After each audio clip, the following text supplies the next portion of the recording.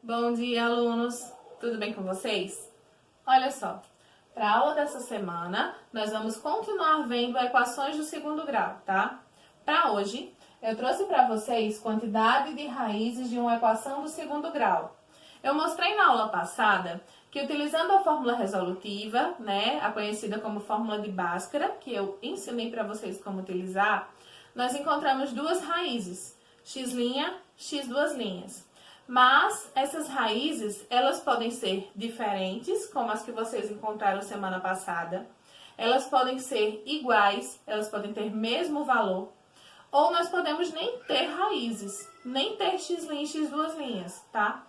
Dá pra gente saber disso antes de desenvolver toda a segunda fórmula, tá? Toda a fórmula de x. Como?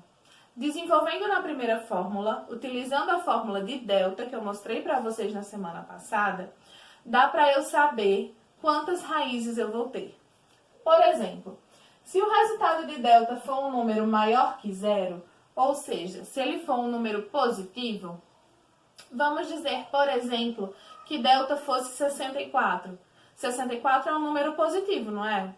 Então, nesse caso, com um número positivo, eu sei que no final eu vou encontrar duas raízes diferentes. X' e x duas linhas vão ser dois números diferentes, tá? Outra coisa, outra observação.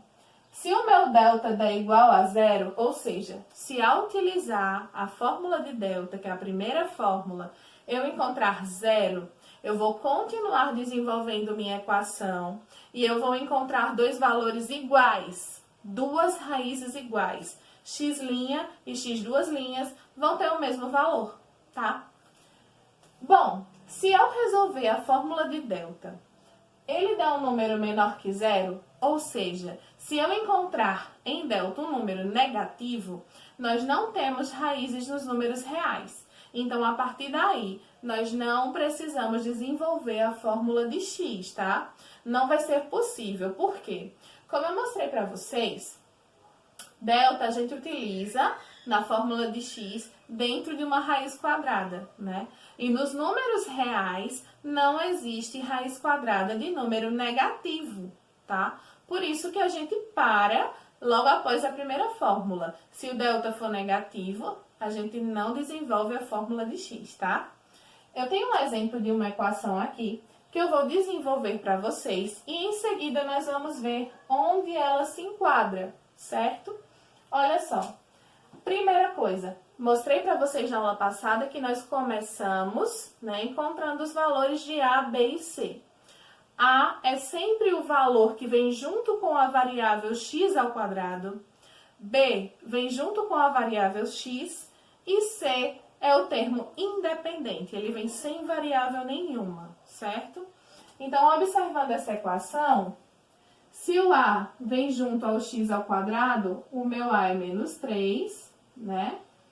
O B vai ser 2 e o C é o termo independente, no caso ele é menos 5.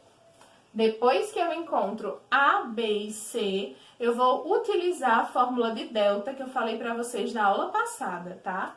Ela consiste em delta igual a B ao quadrado menos 4 vezes A vezes C. Então, o que eu preciso fazer agora é apenas pegar esses valores e jogar nessa fórmula para nós encontrarmos finalmente o valor de delta, certo?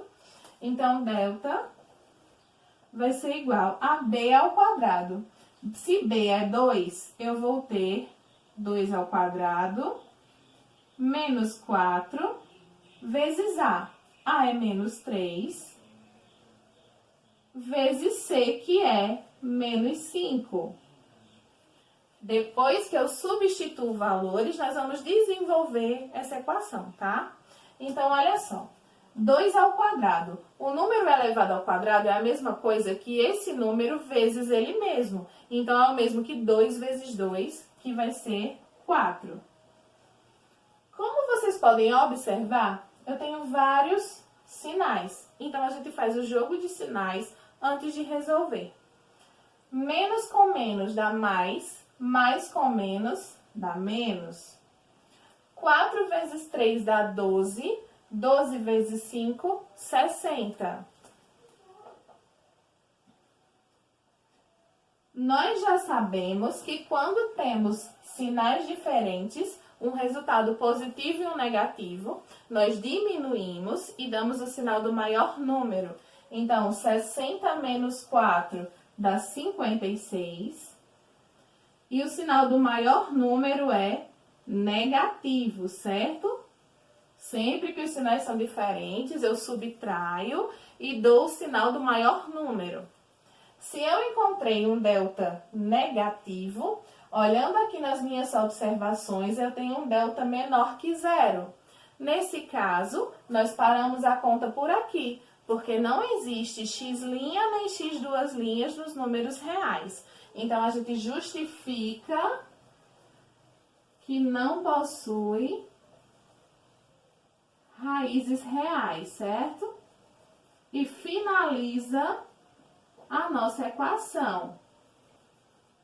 Bom, se eu tivesse encontrado um resultado de delta positivo, nós poderíamos continuar desenvolvendo, que eu ia encontrar o x' e x2' diferentes, tá? Então, eu ia utilizar, sim, a fórmula de x.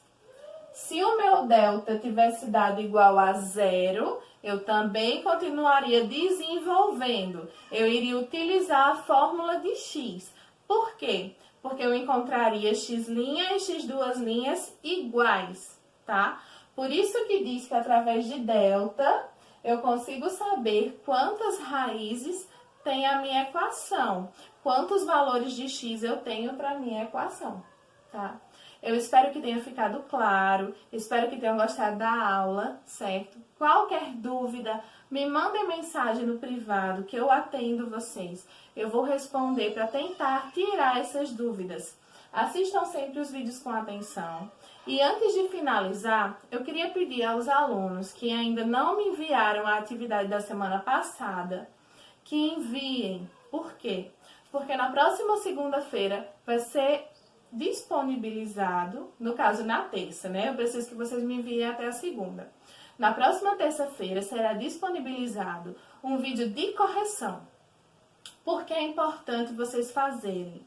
Porque eu desenvolvendo pode parecer fácil, mas quando você vai para a prática, você percebe se tem ou não tem alguma dúvida, para que você possa, através desse vídeo, tentar entender onde você errou, caso aconteça, né? Ver onde você errou e o que foi que aconteceu, para ter um bom entendimento do conteúdo.